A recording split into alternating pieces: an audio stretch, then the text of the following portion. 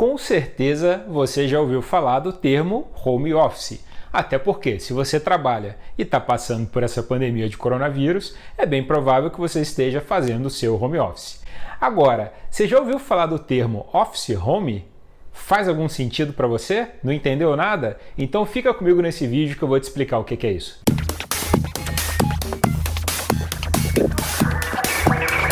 Fala pessoal, tudo bem? Bruno Lessa, Portal VGV, gravando mais um vídeo aqui para o nosso canal e hoje eu vou falar de um assunto no mínimo curioso.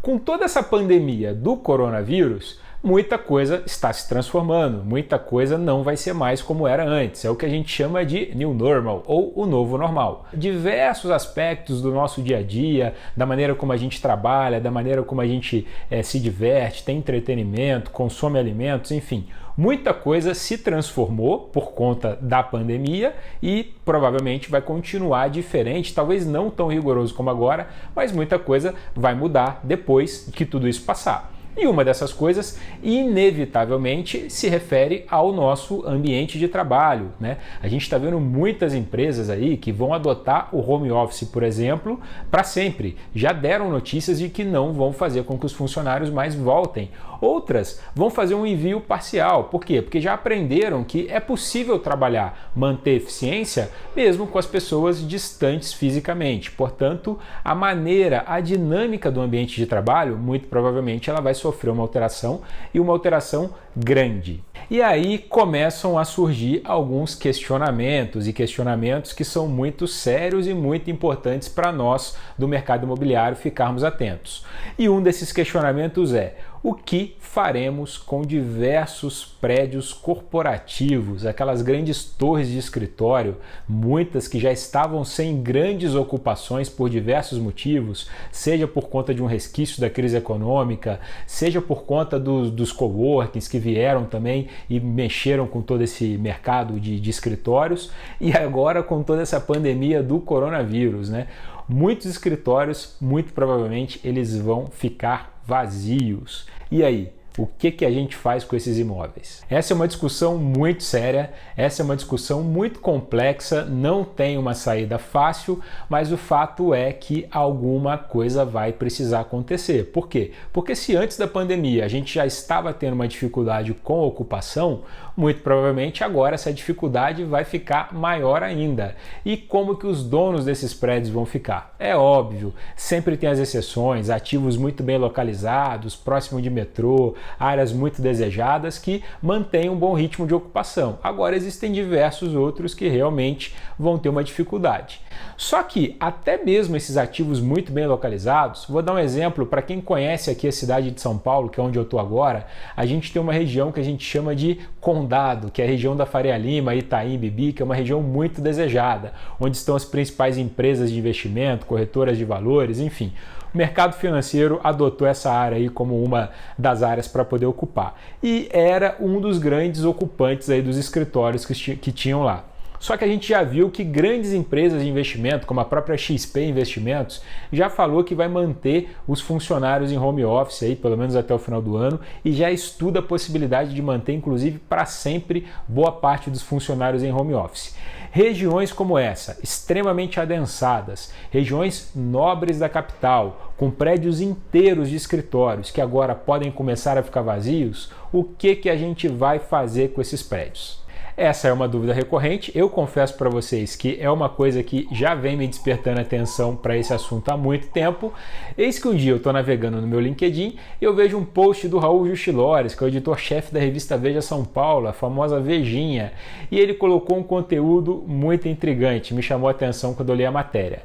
Eis que começam a surgir alguns projetos de escritórios de arquitetura, de profissionais, enfim, pessoas começaram já a pensar em como dar uso para essas torres corporativas que muito provavelmente vão ficar vazias e desocupadas.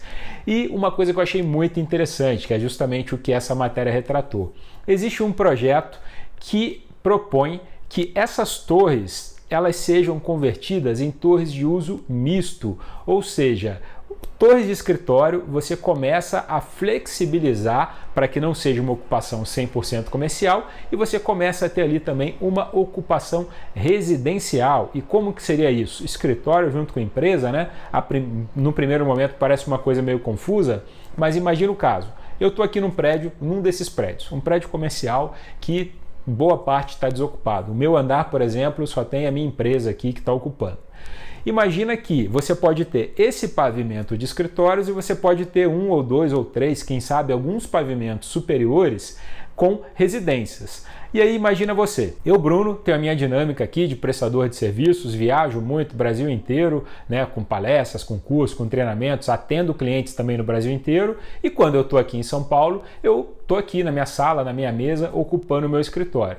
Quando eu sair daqui, eu vou ter que ir para minha casa e vou ter esse deslocamento. Agora imagina se esse pavimento é um pavimento só de escritórios e esse pavimento aqui de cima é um pavimento residencial. Eu posso simplesmente subir as escadas, automaticamente eu já estou na minha casa. E aí, na recepção, você tem uma recepção separada para esses imóveis. Então eu vou receber um cliente, eu não vou receber na minha casa. Está lá minha esposa, está lá minha filha, está lá o meu ambiente familiar, o meu ambiente privado, separado. E aqui embaixo está eu, meus funcionários, alguns funcionários, porque com essa história de home office a gente vê que a força de trabalho vai ficando cada vez mais remota também.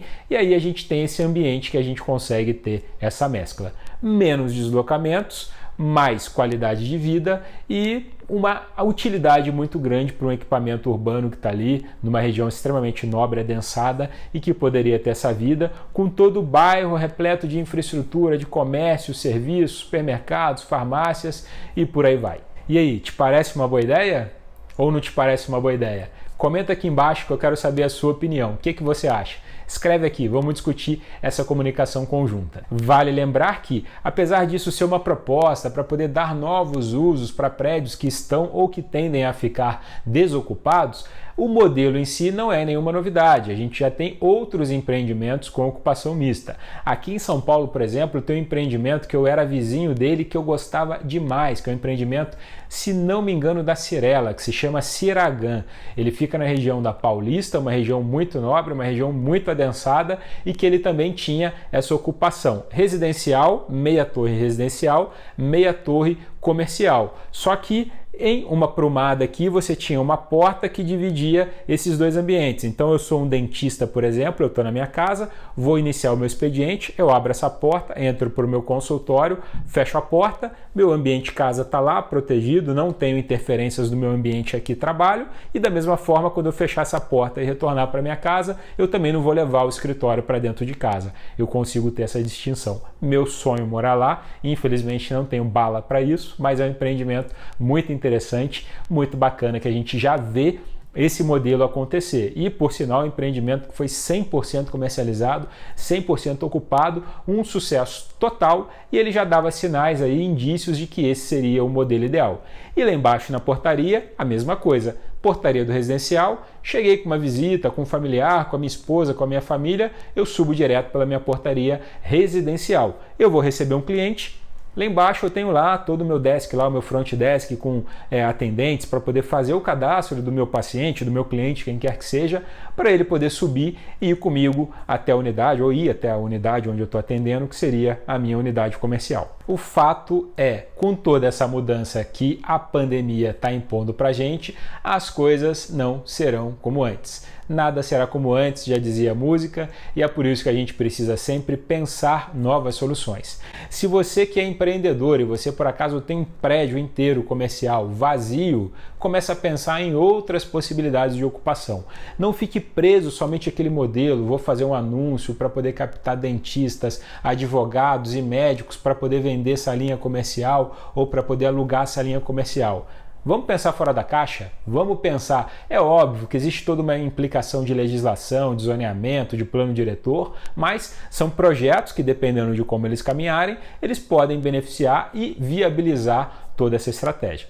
E como a gente sempre gosta de ponderar possíveis impactos que isso vai ter sobre toda a indústria, conforme a gente já falou no passado sobre o impacto que os coworkings tiveram no segmento comercial, e também toda essa potencial mudança, essa possível mudança, também vai gerar um impacto no mercado imobiliário de uma forma geral. Por quê? Porque ele pode acabar colocando em xeque ou reduzindo, talvez nem colocando em xeque, mas reduzindo esse modelo, por exemplo, de estúdios que a gente vê por aí, porque as pessoas pode ser que tendam a preferir um ambiente compartilhado, onde, além de morar, elas tenham também a possibilidade de ocupar com o seu espaço comercial, o seu empreendimento comercial.